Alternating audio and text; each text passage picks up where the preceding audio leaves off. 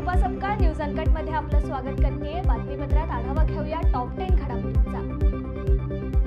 देशातील वंचित व मागास वर्गातील जनतेच्या जीवनात आमूलाग्र बदल घडवून आणण्याच्या उद्देशाने तयार करण्यात आलेल्या पीएम सूरज पोर्टलचे प्रधानमंत्री नरेंद्र मोदी यांच्या हस्ते आज ऑनलाईन पद्धतीने लोकार्पण करण्यात आलं। या अनुषंगाने जालना जिल्हाधिकारी कार्यालयाच्या सभागृहात कार्यक्रम आयोजित करण्यात आला होता। यावेळी देशातील 1 लाख लाभार्थ्यांना पीएम सूरजच्या माध्यमातून 720 कोटी रुपयाचे अर्थसहाय्य थेट त्यांच्या बँक खात्यात जमा करण्यात आले आहे। सर, माननीय प्रधानमंत्री नरेंद्र मोदीजी यांच्या हस्ते आज पीएम सूरज या वेब पोर्टलचं उद्घाटन झालेलं आहे आणि यामध्ये जे सफाई कर्मचारी आहेत, जे सिवरमध्ये काम करणारे कर्मचारी आहेत, जे अस्वच्छ स्वरूपाचं काम करतात, त्याचबरोबर SC ST OBC या दुर्बल घटकांसाठी या वेब पोर्टलवर लोन अवेलेबल करून देण्यासाठी, म्हणजे यांच्यामधून जे उद्योजक निर्माण होणारे आहेत, छोटे मोठे उद्योजक, त्यांच्यासाठी लोन उपलब्ध करून देण्यासाठी प्लॅटफॉर्म म्हणून या वेब पोर्टलचा उपयोग होणार आहे। आझादी का अमृत महोत्सव निमित्त जालन्यात महानगरपालिकेमार्फत आज भव्य तिरंगा रॅली काढण्यात आली।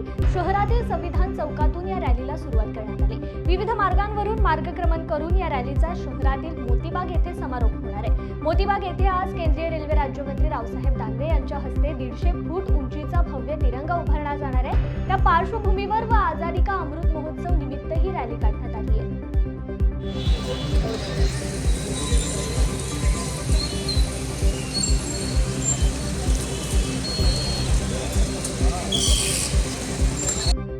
सहाव्यांदा लोकसभेची उमेदवारी मिळालेले भाजपचे जालना लोकसभा मतदारसंघाचे उमेदवार रावसाहेब दानवे यांचे जालना रेल्वे स्थानकावर जोरदार स्वागत करण्यात आले।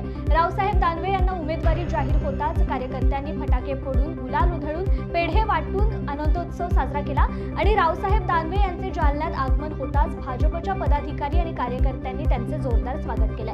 दरम्यान पक्षाने आज मला जालना लोकसभेची उमेदवारी जाहीर केली असून मी त्यांचे आभार मानतो, अशी प्रतिक्रिया दानवे यांनी जालन्यात माध्यमांशी बोलताना दिली आहे। आज भारतीय जनता पक्षाची महाराष्ट्रातली यादी जाहीर झाली।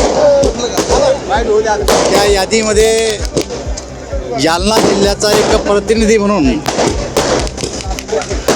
6व्यांदा लोकसभेसाठी माझं नाव पक्षानं जाहीर केल्यामुळं मी आपल्या देशाचे प्रधानमंत्री नरेंद्रभाई मोदी, भारतीय जनता पक्षाचे अध्यक्ष JP नड्डाजी, आमचे ज्येष्ठ नेते अमितभाई शहा, राज्याचे अध्यक्ष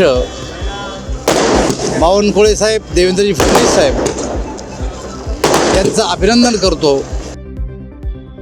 भाग्यनगर ते गुगडे हादगाव रोडवर 16 ऑगस्टला रात्री 9च्या सुमारास भारत फायनान्सच्या कर्मचाऱ्यांना अडवून चोरट्यांनी त्यांच्याजवळील 3,51,000 रुपये किमतीचा मुद्देमाल बळजबरीने हिसकावून नेला होता। या प्रकरणी गोंदी पोलीस ठाण्यात गुन्हा दाखल करण्यात आला होता। गोंदी पोलिसांनी या गुन्ह्याचा सखोल तपास करून तसेच मोबाईलच्या तांत्रिक विश्लेषणाच्या आधारे गुन्हा उघड केलाय। या गुन्ह्यातील संशयित आरोपी सुदर्शन ज्ञानेश्वर पोखरकर आणि आकाश गणेश पोखरकर यांना जेरबंद केलाय। लोकसभा निवडणूक 2024 घोषित होण्यापूर्वीच मनमाड शहरांमध्ये मध्यवर्ती भागात देशी दारू निर्मितीचा कारखाना उद्ध्वस्त करत आरोपी मोक्षद जाफर मिर्झा याला अटक करण्यात आली। राज्य उत्पादन शुल्क येवला विभागाच्या पथकाला गुप्त माहिती मिळाल्यानंतर मनमाडमधील गायकवाड चौक या भागातील बनावट दारू कारखान्यावर छापा टाकला।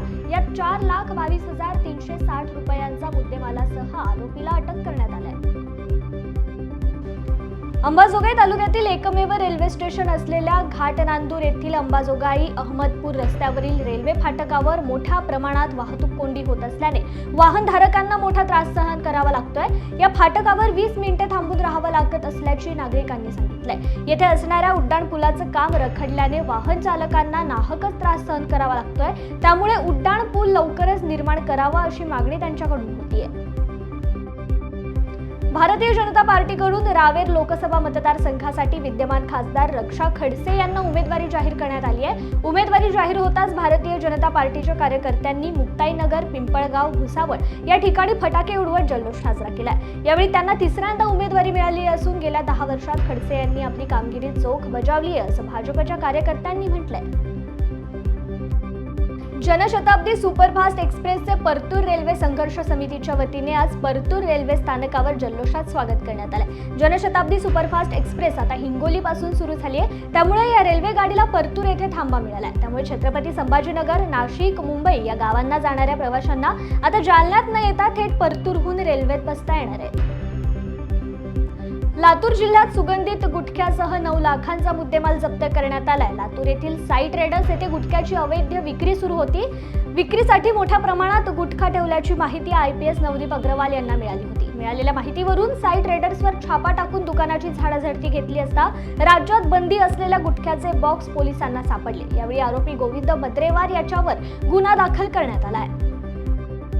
जळगाव जिल्ह्यात तापमानाचा पारा सुमारे 45 अंश सेल्सिअस पर्यंत जातो. या वाढत्या तापमानाचा फटका काढणीस तयार असलेल्या केळी पिकाला बसलाय, त्यामुळे पिकाचं मोठं नुकसान होतंय. हेच नुकसान होऊ नये म्हणून पाचोरा तालुक्यातील लोहटार येथील प्रगतशील शेतकरी विजय वाणी यांनी आपल्या केळीच्या बागेत एक उपाय केलाय. उन्हामुळे केळीचे नुकसान होऊ नये म्हणून त्यांनी केळीचे घड झाकण्यासाठी केळीच्याच पानांचा वापर केलाय. सुकलेल्या आणि ओल्या केळीच्या पानाचा वापर करून त्यांनी केळीचे घड झाकले. त्यामुळे केळीच्या घडाला ऊन लागत नाही आणि केळीची गुणवत्ताही कमी होत नाही असे वाणी यांनी सांगितलंय. मी विजय रामकृष्ण वाणी, राहणार लोटर, तालुका पाचोरा.